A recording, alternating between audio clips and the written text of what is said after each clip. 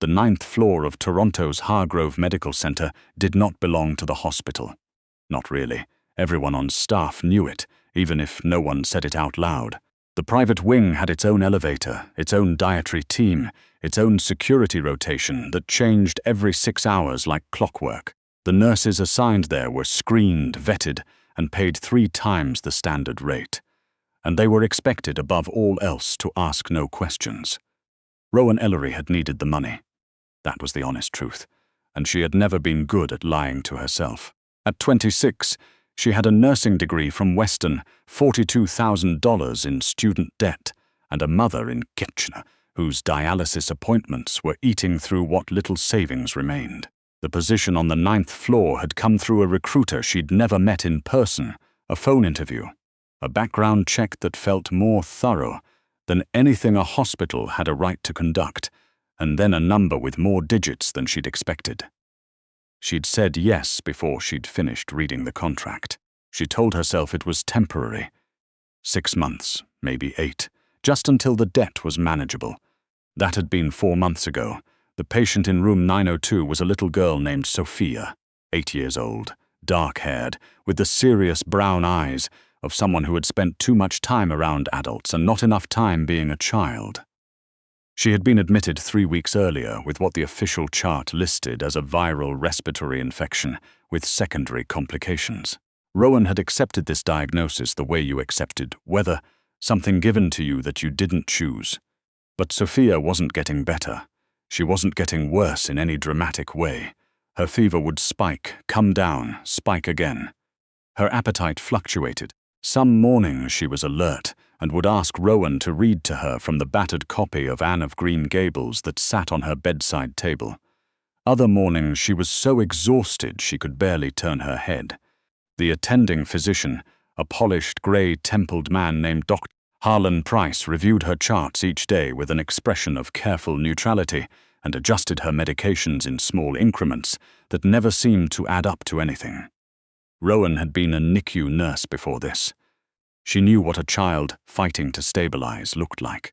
She knew the rhythm of recovery, the 2 steps forward, 1 step back, the gradual upward curve even when individual days were hard.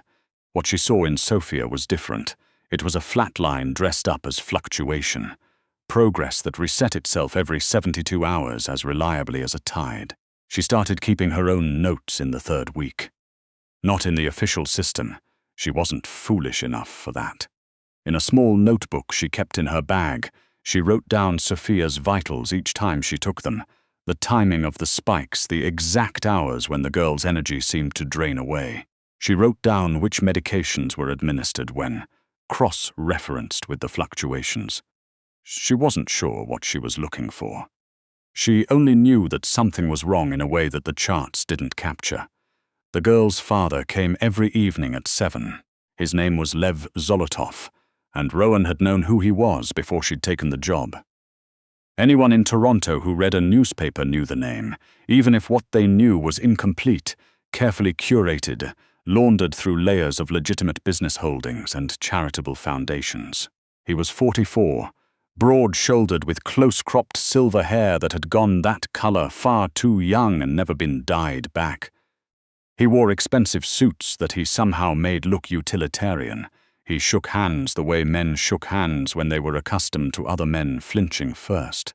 He loved his daughter in a way that seemed almost at odds with everything else about him. Rowan had not expected that. She had expected a man who visited out of obligation, who checked in the way executives checked quarterly reports. Instead, she found someone who sat beside Sophia's bed for 2 hours every evening and read to her, helped her with the puzzle books she liked, sang to her so quietly that Rowan could only ever catch the melody and never the words. When Sophia was too tired to stay awake, he would simply sit there, one hand resting near hers on the blanket, watching her breathe. Rowan gave him his privacy. She did her rounds efficiently and stepped out when she could, but she noticed him noticing her, not in any unsettling way, more the way a man who assessed threats for a living catalogued everything in his environment. "You write things down," he said to her one evening in November when she was updating her section of the chart near the door. She didn't look up. "It's part of the job." Dr. Price doesn't write things down. He types them in and forgets them. She had no safe response to that, so she said nothing. He watched her for a moment. She's not improving. Her condition is being managed. I know what managed means. His voice was quiet, not threatening, tired. It means no one knows what's wrong. Rowan capped her pen. She looked at him for the first time directly, and she said, because she could not make herself say otherwise, "I'm watching her closely, Mr. Zolotov." He held her gaze for a long moment. "I know you are," he said. "You're the only one who is." She went home that night and stared at her notebook for an hour. The pattern was there. She could feel it the way you could feel a word on the tip of your tongue, shapeless but present. Sophia's worst episodes came in clusters that corresponded to nothing in the official treatment schedule. They didn't correlate with the viral markers, which had actually been improving. They didn't correlate with sleep quality or dietary intake. What they did correlate with, when Rowan laid out the timing, was the administration of a secondary supplement, a compounded multivitamin drip that Dr. Price had ordered in Sophia's first week and renewed twice since, always quietly, always with a note in the chart that read supportive care per protocol. Rowan knew the hospital's pharmacy protocols. She'd worked in 2 other facilities, and she'd read the Hargrove formulary during her orientation. Compounded IV supplements were not standard supportive care for a respiratory case. They required a specific order from a specialist. They required documentation of need. There was no documentation of need in Sophia's chart. She told herself she was probably wrong. She told herself she was a floor nurse, looking at a file she didn't have the full context for, reaching conclusions that experienced physicians had already considered and dismissed. She almost convinced herself. Then, on a Wednesday morning in the 2nd week of November, she arrived for her shift to find that Sophia's blood panel from the previous night had been flagged by the lab, and this was the part that stopped her cold, unflagged. The flag notation was still visible in the raw system log if you knew where to look. Someone had accessed the chart at 2:17 a.m. and removed it. Dr. Price did not have overnight access to the chart system. His credentials logged him in only during standard hours. Someone else had done it. Rowan sat in the staff bathroom for 4 minutes, door locked, hands flat on her thighs, breathing. She thought about her mother's dialysis. She thought about the number in her bank account. She thought about the contract she had signed, the clause that said any breach of patient confidentiality or deviation from assigned duties would void her severance and potentially trigger legal action. Then she thought about Sophia asking her, 3 days ago, if Anne of Green Gables had a happy ending. Rowan had told her it did. She spent her lunch break in the hospital's records archive, which was technically accessible to all nursing staff for legitimate clinical reference. She requested the compounding pharmacy's supply logs for the 9th floor going back 6 weeks. The ward clerk, a cheerful woman named Bet, who had been at Hargrove for 20 years and treated the archive like her personal kingdom, pulled the files without looking up from her crossword. "You're thorough," Bet said approvingly. "I like to understand the full picture," Rowan said. She took photographs of the relevant pages with her personal phone. She had to be careful about this, methodical, deliberate. She wasn't collecting evidence for a court. She was making sure she was not imagining something. She needed to see it laid out in a form that was not her own handwriting before she could trust it. The compounding orders for room 902 had been signed by Dr. Price, but the lot numbers on the supply records didn't match the lot numbers that should have corresponded to a standard hospital pharmacy fill. One of the compounds, listed under a long clinical name that abbreviated to an obscure mineral blend, had been sourced from an external supplier that Rowan had never seen on a hospital supply chain in her 3 years of nursing. She Googled the supplier from her phone, sitting in a bathroom stall again because old habits. The pot company was registered in a province she wouldn't have guessed. Its web presence was minimal. A landing page, a contact form, no physical address listed. She found 2 mentions of it in a pharmaceutical trade forum from 2021, both flagged by other users as unverifiable. One of those users had written, simply, "Avoid, Regulatory status unclear. Rowan's hands had stopped shaking by the time she got back to the floor. Shock, she had found, was a lot like cold water, initially overwhelming and then, surprisingly quickly, clarifying. She needed to know who had ordered the external supplier specifically. That wasn't in the documents she'd photographed. That was in the procurement system, which she did not have access to, but she knew someone who might.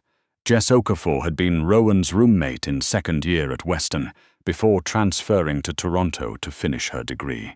She now worked in hospital administration at a different facility across the city, but she had the kind of personality that collected friends and contacts the way other people collected loyalty points, effortlessly, continuously, without apparent effort.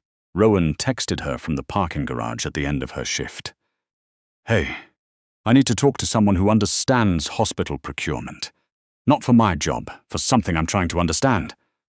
Can you help me figure out who to call?" Jess called back in 11 minutes, which was either a good sign or a sign that Jess had been waiting for something interesting to happen.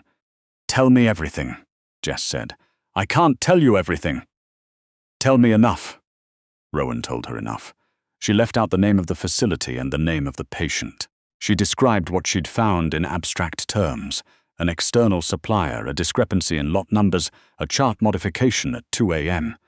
Jess was quiet for longer than she usually was. "Rowan. Yeah, that's not a billing error. I know, you need to be careful, I know, and you're going to do it anyway." It wasn't a question. Rowan didn't answer it like one. She called in a favor with a former colleague at St. Michael's who had procurement experience. She described the external supplier without naming it and asked hypothetically what it would take for a non-standard supplier to get access to a private hospital's compounding orders. "Someone on the inside would have to authorize it," her former colleague said. "Not just a physician. Someone in administration or procurement with purchasing authority, and they'd have to want it not to be noticed, which means they'd probably route it through a general supply account rather than a specific patient file. And if it appeared on a specific patient file," a pause, "then whoever ordered it wasn't trying to hide it from the hospital. They were trying to hide it from someone else." Rowan sat with that for a long time. The question she kept returning to was this: who in Sofia Zolotova's world would benefit from a child not getting better? Lev Zolotov had enemies. This was not a secret. It was the kind of thing that was simply understood, the way you understood the weather or the traffic or the particular nature of gravity. Men who occupied the space that Zolotov occupied always had enemies. What Rowan didn't know, what she had no framework for, was the particular architecture of who those enemies were and what they wanted. But she knew someone in that room. She knew Sofia. She knew the puzzle books and the Anne of Green Gables and the serious brown eyes that had looked at her last Tuesday and said, with extraordinary precision for an 8-year-old, "You're not like the other nurses. You actually look at me." Rowan had not known what to say to that. Now she thought she understood what Sofia had meant. She requested access to the 9th floor's overnight security footage under the guise of an incident report for a medication cart that had been left unlocked. A minor infraction she had genuinely noticed, and which gave her legitimate cause to review the corridor footage. The security administrator, a distracted man named Paul, who was clearly not paid enough to read between lines, gave her remote viewing access for a 48-hour window. She found what she was looking for at 2:14 a.m. on the same night the chart flag had been removed. Dr. Harlan Price, walking down the 9th floor corridor in street clothes, using his keycard on the staff access terminal. Spending 9 minutes at the chart station before leaving, he had not signed into the digital log. But the keycard entry was automated. It didn't require his participation. She recorded it on her phone. She sat very still for a moment afterward, looking at the footage, aware that she had just crossed a line that she couldn't uncross. Whatever came next would happen because of this choice. Then she thought of the lab flag that had been removed. She thought of what that flag had been for. She hadn't been able to access the flagged values, only the notation that a flag had existed, and she pulled up everything she could find about the compound's external supplier and its listed components. It took her 40 minutes of cross-referencing on a medical database she still had subscription access to from her student years. Most of what she found was inconclusive, but one of the mineral components, in concentrations higher than the listed therapeutic range, had a documented interaction with a class of antiviral medications. Not a severe interaction, not the kind that would show up on a standard panel as obviously dangerous. The kind that would keep a child perpetually ill, cycling, never recovering, never dramatically declining, a managed flatline, the kind that was almost impossible to identify unless you were specifically looking for it and knew what you were looking at. Rowan closed her laptop and sat in the dark of her apartment for a while. She thought about going to hospital administration. She dismissed it within 30 seconds. Whoever had authorized the external supplier was in administration, which meant administration was compromised at some level she couldn't map.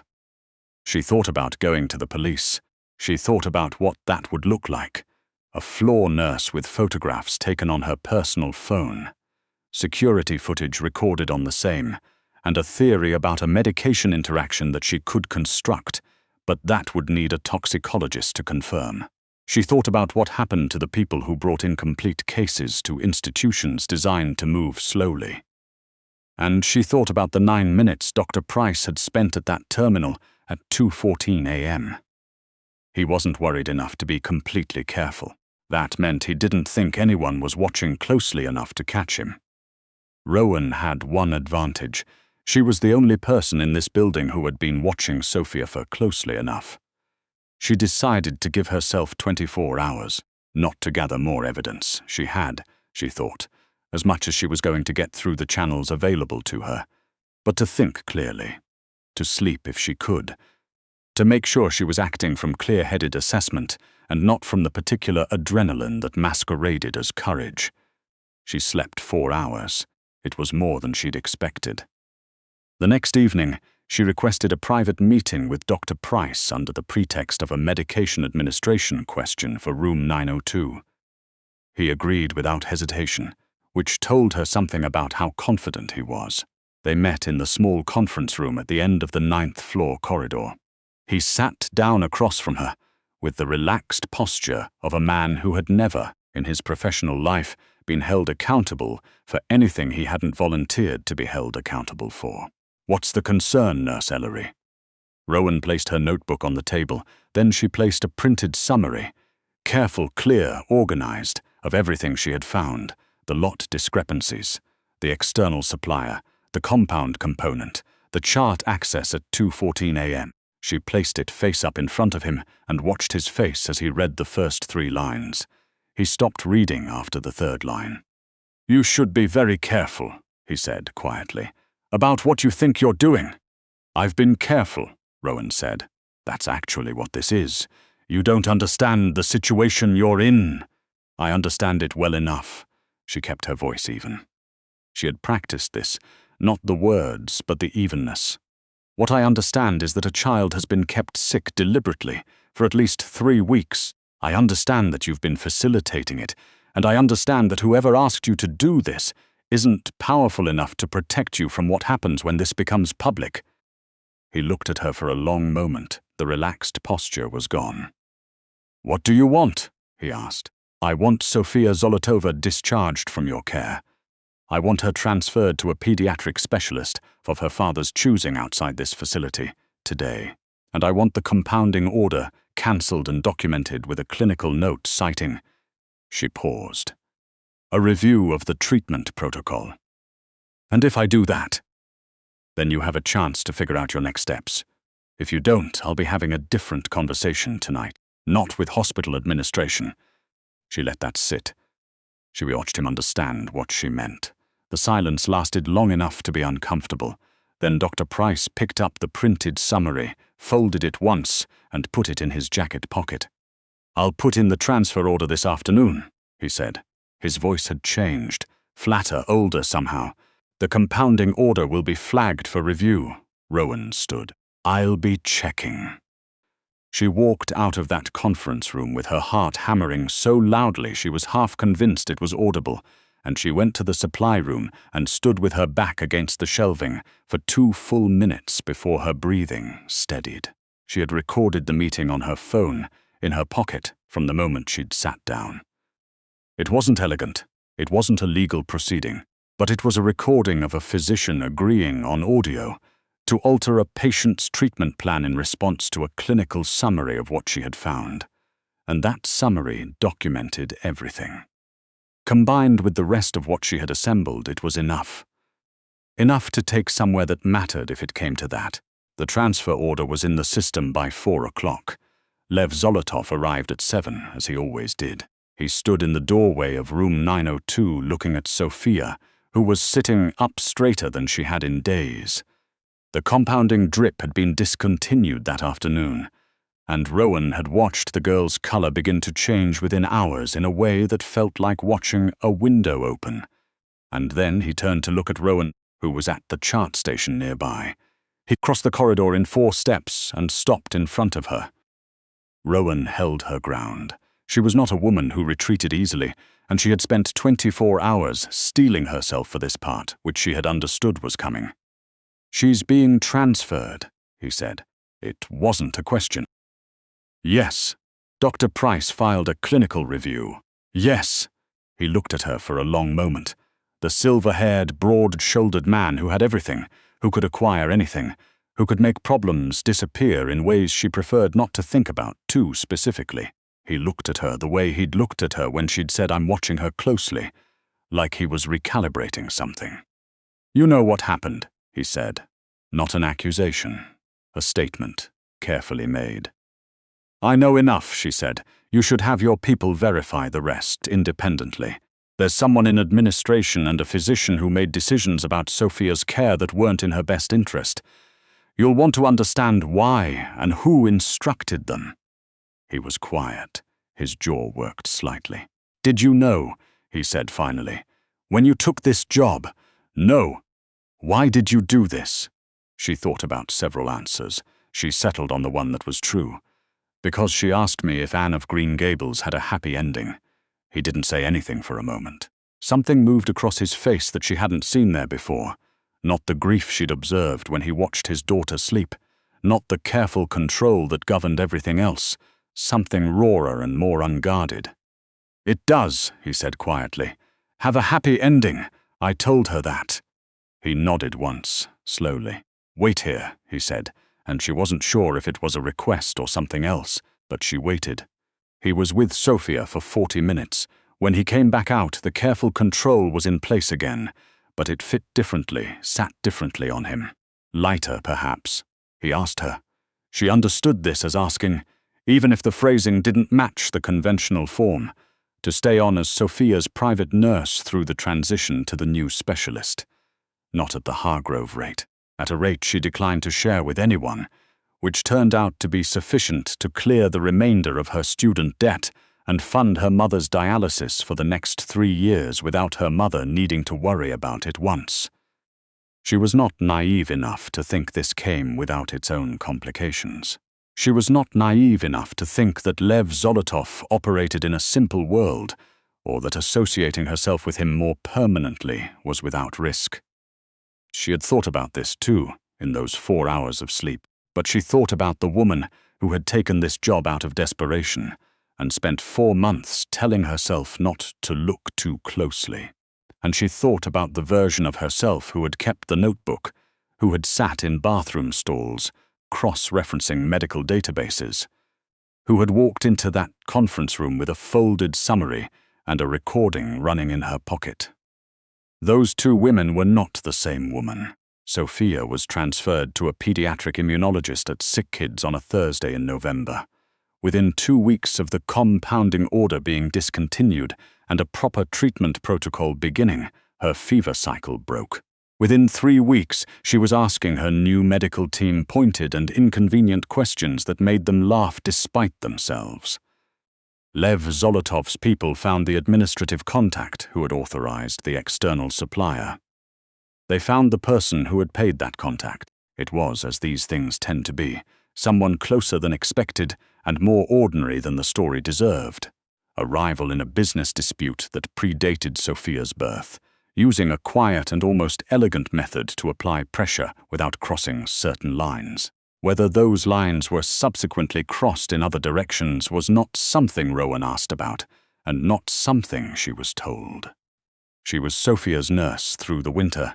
On the last day of February, Sophia finished Anne of Green Gables, the real ending, not the reassurance Rowan had offered in November, and declared it satisfactory, but noted that Anne made several avoidable errors in the middle portion of the book. "She trusted the wrong people," Sophia said seriously. "She figured it out eventually," Rowan said. Sophia considered this. "You figured it out faster!" Rowan laughed, an actual laugh surprised out of her. "I had better information." Sophia nodded, accepting this as a reasonable explanation, and turned to look out the window at the February street below. The city was doing the late winter thing it always did, neither fully winter nor anywhere close to spring, the light flat and pale and oddly honest. "Is there a second book?" Sophia asked. "Several," Rowan said. The girl's face arranged itself into something that took Rowan a moment to identify, because she hadn't seen it there before.